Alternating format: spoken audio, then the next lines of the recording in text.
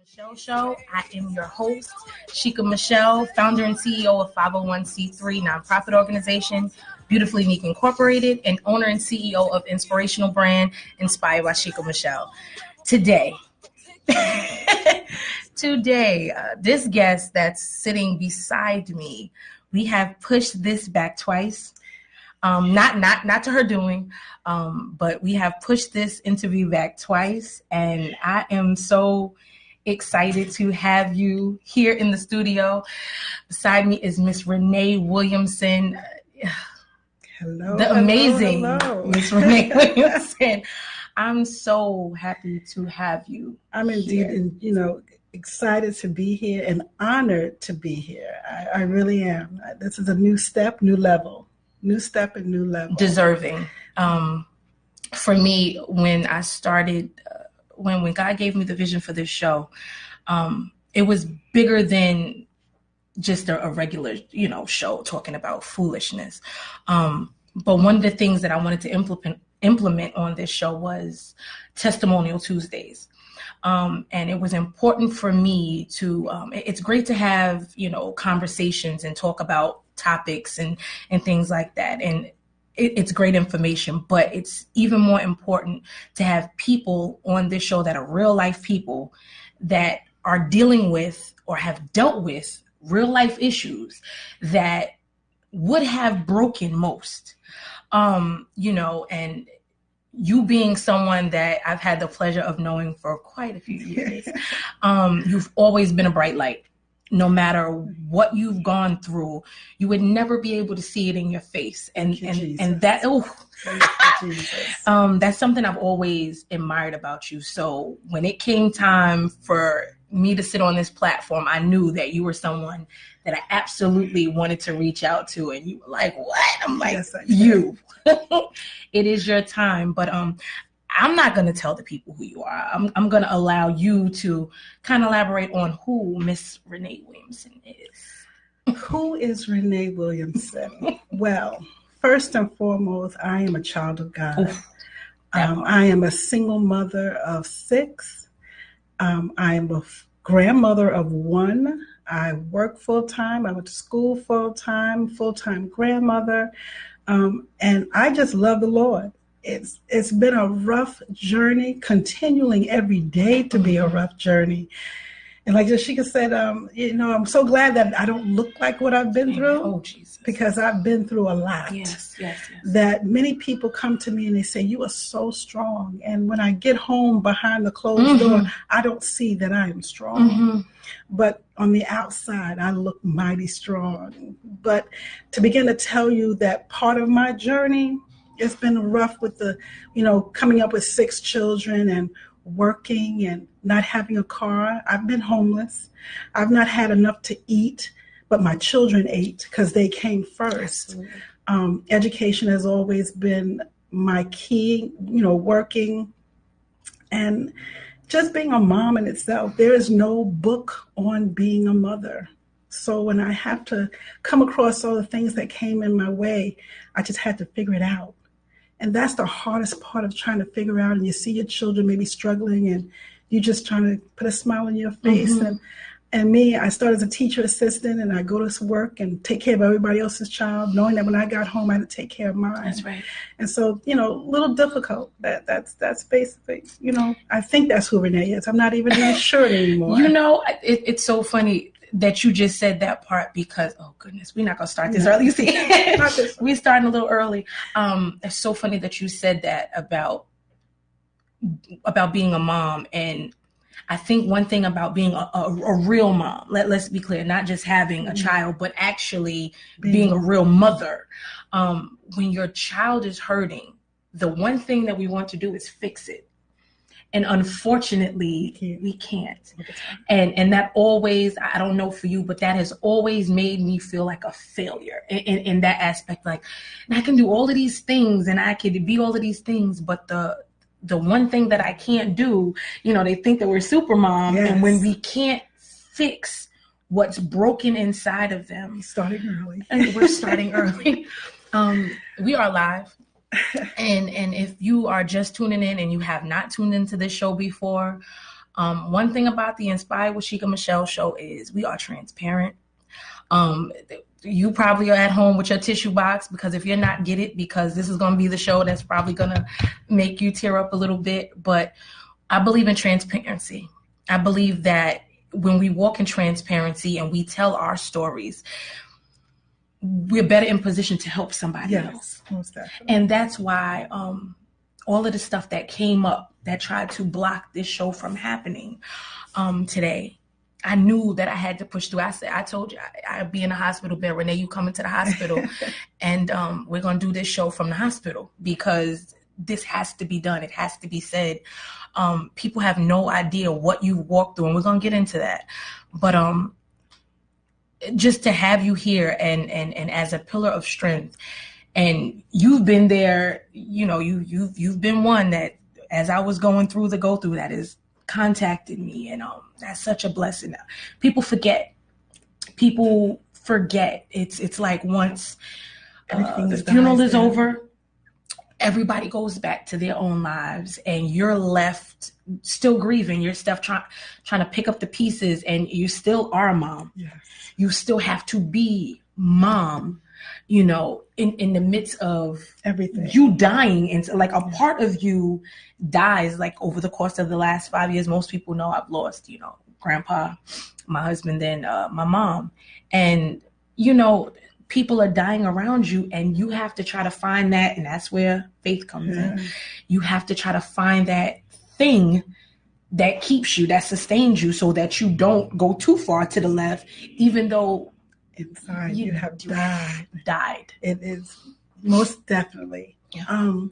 In my walk, and like she said, in the past years, she's had a lot of deaths. And in the past 2.5, I've had the most. To me, probably about almost 2 years ago, my best friend, you say there's a support system. That's my support system. In October, Beautiful Unique had honored me, and my best friend of 25 years came, and she was there with me. And that was in October, and October 1st. 2016. Yeah, 2016. And 2 weeks later, she was gone out of my life. I spoke to her that night, and the next morning she was gone. And then she was my prayer partner. We sang together. We did it all together. The next month, November, another pillar who was always there for me, she passes a month later. And then in that, I was like, how do I survive? Who do I talk to? She was my best friend. She was everything to me. Along with my mom, but I confided in this woman everything. Yeah. And then we go along, and in 10 months, I lose my son. I lose him. I told him that he had gotten pneumonia, and he was going to go home. He was okay. And that night, I leave him about 8:39. I said, Mommy loves you, and I'll see you in the morning. And the next morning at 4:45, I get a phone call that he's having some problems. I need to get there. And when I get there, I see them working on him, and they begin to say 5:18, 5:19. And they continued to count down until they got to 5:25 and said, I'm so sorry. And my whole life stopped, because he is my second son. And I didn't know what I was going to do, because all I can think was, I've got to go home and tell these children that one of us is missing. Because if anyone knows me, my children are everything. Yes. I live and breathe them. They were I guess you could say my security blanket. Yeah. That whatever I went through, we went through together. That's right. If we didn't have something to eat, or if I didn't have a car, we didn't have a home, we were together And that was okay. Yeah. Because whatever, it didn't matter if I didn't have the money, we were together. So in order to, how do I go from here? How do I live? How do I breathe? Everything stopped. And yes, everybody, the house was full and all this for the next 4 or 5 days. And then everybody leaves. And so how do I deal with this? How do I keep going? Mm-hmm. I stayed off of work for a month and still repeating in 525, even to this day, 525. I see it every morning. I play it back in my head every morning. So when people say, oh, it's going to get better, it'll be 2 years in August, I tell people, stop saying that. Yeah. Please don't say it to me. Yeah. I think people just don't, this is one thing that I said prior, is that I think that people spend so much time not knowing what to say, that, you know, you don't really get it unless you've experienced it. And even if you've experienced it, you still don't get it. Like, I've had people that have lost their mom that's like, oh, well, over time it gets better. I'm like, you don't know my relationship with my mother. It wasn't, you know, some people have relationships that, you know, you see your mom whenever you see her. Whenever you saw my mom, you saw me. And whenever you saw my mom, you saw me and my son. Yes. It was always the three of us, you know, after my grandfather and, you know, Shay died. So we did everything together. So when people tell you, you know, it'll get better, it's like, no, you just find a new normal. You find a way to push through, but it doesn't get better. We just look like we are getting through it, and you're not mourning anymore. And then that's not true, because I mourn every day. Every day. Every holiday is hard for me because I don't have all of my children, you know. So, and as a mom, I carried this child. He was my special needs child. He had Down syndrome, but that didn't define who he was. He was life. He was life. He was life. He was everything. And you know, it just makes it a little bit hard when people, you know, say those things, and say, you know, as a mom, they're like, but you're going to get better. No, I won't, but I'm doing it. You are. I'm doing it. And in doing that, I've found other things to honor him. And on this Thursday, I'll be giving out the second scholarship to a Deer Park High School student of $500 in his name, because I refuse to let him be forgotten. He will never be forgotten. He lives with me every day, every walk, every time I breathe, every time I wake up, there he is. And so when I go and input in other children in school, when I work, I input in them saying, you can do it. You can be better. Don't let any limitation stop you. No disability stop who you are. Don't let anybody put a label on you. So when I'm in the building and I work in the middle school, I encourage them every day. I said, you may see me, but you don't see me. You need to understand when I say that you are amazing. You are special. And people have to realize that our children are our future. And without them, I don't care that they may tell you off, they may say bad words, but there's a child that needs to be hugged. They need to be hugged. So stop looking at what they're doing and look inside. Yeah. Because when you look inside, you see a child who just needs somebody to love them. I tell them all the time, I give free hugs out. I can't give you the Jordans. I can't give you maybe a Japan, but I can give you things that have no actual monetary value. And they will remember that forever. That's the most. I had a student today. He was having a hard day the last period before I got here. He was just nasty. And before he left, I called him over and I hugged him and he broke. He goes, I miss my father. And I said, it's okay, honey. But I didn't know that it was going to happen. But that's just who God has put in me. That's that, you know, when I walk in that building in the morning, I say, Lord, I ask that you would allow me to bless, but not one person. Let me just be a blessing to one. If it's many more, I'm okay with that. But I want to bless somebody that even in my walk, good morning. Because I don't know. I tell people all the time, smile at somebody because you may have just saved their life. People don't know the depression is so real. Yes, it is. It's real. And I'm transparent that I suffer from it. So it is real that if someone can just say, good morning, you don't know how you may have changed my whole attitude and says, okay, I'm going to live and not die today. We have to be so vigilant that you think that the things you're going through, there's always somebody there going through something maybe even worse than you. So we need to stop, as they say, and smell the roses. Look up at about 6 or 7. The sun begins to set. Oh, God, it's such a beautiful, beautiful view. And we need to stop and just look at the wonders of God. Let me tell you, what's funny about what you just were talking about, my son and I, who's here today in the studio, not on the show, but he's here with me today. We were just having a conversation all morning. We've been just talking, and he's someone that he pours into everyone.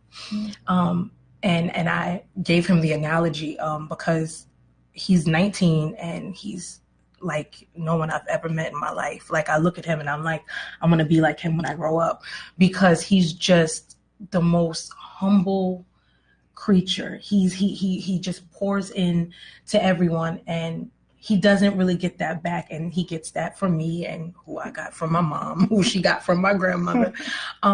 We just love people. And you really don't know what somebody is, because we're so good at putting on this facade. Yeah. We're so good with doing what we have to do to push through that you really don't know what somebody is going through. And when I see him, at 19, having had gone through as much as he's gone through, and even, with last week, with what I was dealing with as a mom, when I went to urgent care on Thursday and they sent me to the emergency room, what I thought as a mom was, oh God, I can't have anything happen to me. And I know that in his mind, that's exactly what was going through his head, is that's all I have left. And I sat, and when I tell you I went into prayer, I said, what happened to them was not going to be my fate. I was not. The devil is a liar. And it's so difficult. You have no idea what this young man is going through at 19 years old, and he appears to be so strong, and he's strong for everybody. He's that thing. But I picked up an empty water bottle and I said, well, Nasir, this is you. I said, you pour so much into everyone else, not this bottle, because this is clearly full. I said, but this is you. I said, and you pour so much into everyone else, and this is what you have left. Yeah. Who's going to pour into you? Stop holding on to dead friendships. Stop holding on to people that don't value what you bring to the table. Amen. Because, I think that we take people for granted. It's as if, well, tomorrow will come. And I think we both know that tomorrow doesn't always come for our loved ones. You have to hold on to those that you love every single day. Make it a mission to contact them, to just tell somebody that you love them, because tomorrow may not come. And then you're stuck with not just the grief, but the guilt. And I know for you remind me of myself in the sense of, when I see you, I can see your grief, but I never see your guilt, because like me, I knew that as a daughter, there was nothing more I could have done for my mother. Nothing. There was nothing I wouldn't have done for her, and she knew that. So there's no guilt. There's the grief. There's the pain. Yes. There's that loss, that feeling of, what do I do now? Like, even in doing this show, there's so many days I want to call her, or I want to share, things with her. And I'm like, gosh, she can't even celebrate this with me. But she is. She is. She is up there acting a fool. But it's so true. I don't have the guilt, because as a mother, I know his 25 years, I was an amazing mother. Yes. Amazing. Because God picked me just for him. And because he picked me for him, I am doing it. So I always encourage parents, when your children leave for school, stop. Sweetheart, I love you. Because it's not guaranteed that they're going to come back home from school safe. The way this world is, I don't know what's going to happen. So before I have made that, when my children were younger, when they leave for school, Mommy loves you, I hug and kiss. He's 19, and it doesn't matter whether he's going off to college, if he's going to 7-Eleven. I don't care. We've always just been affectionate, though. It's important because you know what, the world is cruel, and that's your safe place should always be your home. And unfortunately, and that's one of the things that I miss about education the most. When you talked about, those other kids, the ones that are always counted out, the ones that you look at more on their actions based on their heart. When I was working in MLK, that was Mr. Gavey and Dr. White. They always sent me the other kids to my office. But you know what? Those are the children that and I love all kids, but my heart is connected to broken.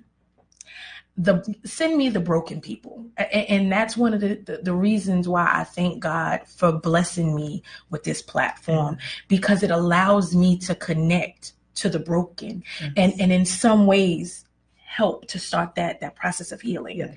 And that's one of the things that I miss most about being in education is, having that direct connect with the broken. I see kids that I've had to this day that see me and still show me the same love. So it's important that we don't take this thing called life for granted. Not at all. That we realize that we have to look deeper past the exterior, past that, because if you know me, God knows He has delivered me from some things.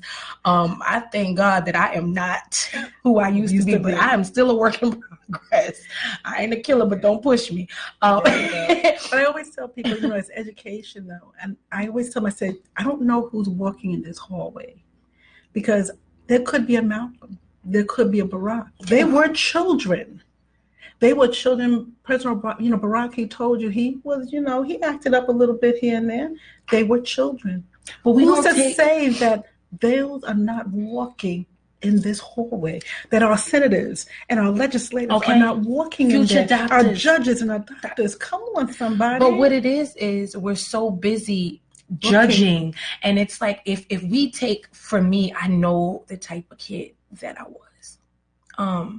Always had a great heart, but there was always this chip on my shoulder. There was this underlining anger that came from hurt. But I think that's why I connect so much to the broken, is because for me, nobody took the time to ask the question, well, what is this kid going through? Like, what could she be? You're not just waking up in the morning just angry for no reason. Like there's no reason. Like I was the one that family functions, they're like, I don't even know which her I'm gonna get. Like, am I gonna get the sunshine and rainbows, or am I gonna get the Spitfire that turns things around? But it's important for us to tap into the youth, and I'm glad that you're here, especially in a time where things are happening in Wyandanch School District. And but see, I stop. And when I do in my class, and like I always tell myself, I'm a little different than everybody else because I see a little bit different, because see, the Holy Ghost lives here. Oh, Jesus. So I have to be discerning to Him when it says stop. And I've done a lesson where it's called the I am. And I do the I ams because I do the I ams in the morning. That helps me. Those I am victorious. I am amazing. I am beautiful. I am smart. I am awesome. Because even if I don't believe it, if I continue to say it, I'm going to get there. So I did an I am lesson where I went around and gave them words that I felt that they were. And there was some determination. Some were smart, friendly. They were like, I'm not this. I said, but you are. But you are. You have not seen it yet. I know what's coming. You're not determined. Oh, yes, you are. And this is why you are. And they took it. And these people went home and told their parents, like, she did an I am. And she told me I was friendly. But I'm not. I said, but you are. And you're going to walk in it. Begin to walk in it. So I'm a little different, where I can't teach you social studies if you don't know who you are.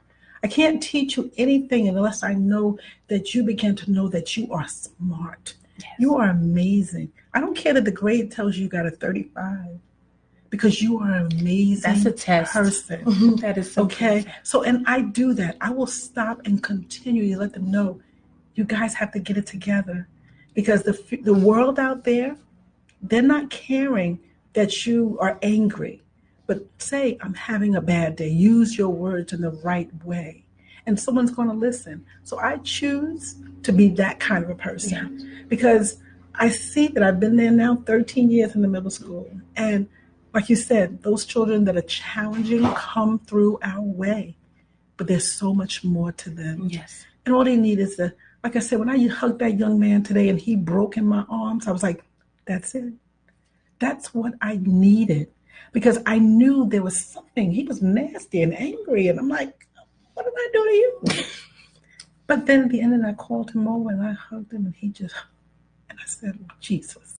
I think sometimes we forget that they're little people, right?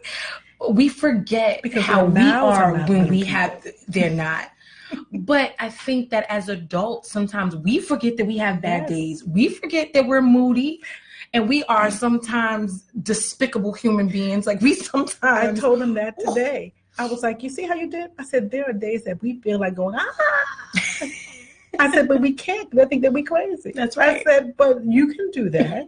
I don't want you to come in here. I don't want to do the work. Guess what? I didn't want to do any work either. I didn't want to come in today. As a matter of fact, there's a lot of days that I would rather be in the bed with my cover over my head, trying to forget some of the things that I've been through. But I am here. I am here. So I do understand. That's why I want them to understand, though.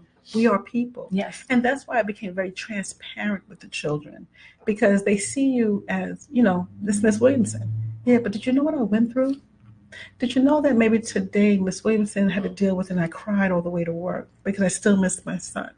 Or did you know this? And they realize that I'm a real person. And that's what draws them to you. Because they can connect. Yes, because, and I let them know, I've been there. You didn't have it yet. I know I've been there. I'm in homeless, maybe this and maybe that. And they begin to realize that, wow, she understands. She understands. And that's what, and then once they can start to learn. Because you know what? You've started to now build that trust. Yeah. You've built that trust factor. So important. That's so important. We have to understand that, especially with our youth. Yes. And I tell them, I said, you are our future. So I need you to start to listen, to say, I'm having a bad day. Just say it, that I know, okay, she's having a bad day. And you know what I've learned is, because we walk in the manner that we walk, sometimes in simply pouring into that person, they don't even realize how much that's helped us. No. In what happened today, what transpired between you and that young man, he probably has no idea the effect that what happened had on you and how that made you feel. Because for me, and again, this is a conversation Naz and I were having, it makes us happy to be able to pour into someone else. You don't need the accolades. I don't need a crowd. I don't need for a bunch of people to be around. I am me. Anybody that knows me knows that I am me, whether I am sitting here on this platform, whether I'm at home. There is nothing fancy. Yes. People feel like, oh, well, she has a talk show, so, her life must. I'm sitting here like, excuse me, I woke up this morning, legs swollen, okay? This is the first morning that I wasn't over the toilet. I was making dinner because I have life applications class today. After this, which I am attending, absolutely. I'm not going to miss it this week. But my life is not, this. I don't have a maid, or there's nobody that's doing my makeup. I wake up in the morning and I put my clothes on just like everybody else. There's nothing, and I don't want to say special because I always get beat up about downplaying myself, but in walking in humility, like I'm laughing because that's me. When you said to come here, I was like, I don't talk about myself.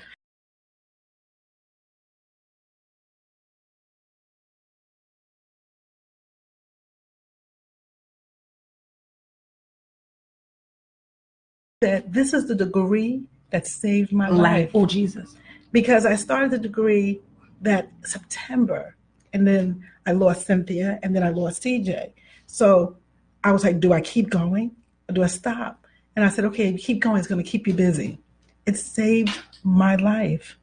this is a degree that when I walked across that stage, and first of all, when they sent an email out, you want to sing the national anthem? I was like, I sing a little bit. Let's try an audition. All I can do is say is no. And she called me back and she goes, do you want to be our commencement singer? Did you see how I just looked at you? Excuse me, I need y'all to see how I just looked at my fellow songbird right here. I am very humble in the gift that God has given me. I use my voice, I guess, inspires me. I sing when I'm happy. I sing when I'm sad. When my son passed, I sang at his homegoing. And people were like, I couldn't believe that you could sing. I said, because my son loved to hear me sing. I sang with him in the hospital, and the bed next to him was a nun.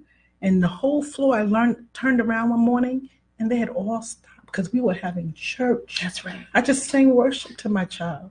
And so when I sang in his homegoing, they just couldn't believe that I could have enough strength. I said, not that it was strength, it's just who I am.